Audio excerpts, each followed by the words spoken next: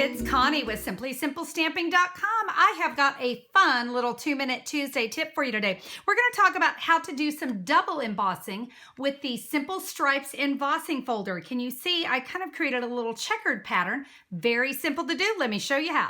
I'm going to use some lighter cardstock so you can see it a little bit better. And what I want to do is I'm going to put my cardstock into the embossing folder. You've got these lines that are going to help you make sure you have it nice and straight. Let's run this through the Big Shot machine.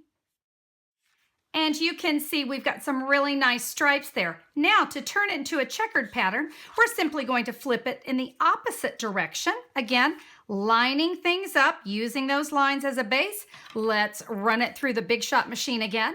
And you can see we have a wonderful checkered pattern. Now, it can get a little wonky. That's a lot of embossing.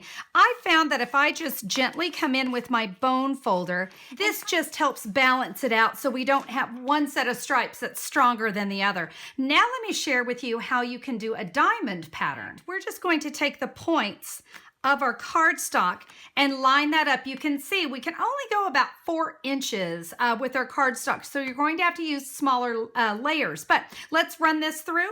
There we go. We're going to flip it around and we're going to repeat that process. And just as we did before, taking our bone folder, and we'll smooth that out so we get a nice level pattern. Guys, look at that, 2 different patterns, 1 embossing folder, a really great way to add some impression onto your card, but we're gonna be able to use that in multiple ways. I hope you found today's tip helpful, my friends. We'll see you next Tuesday. Bye-bye.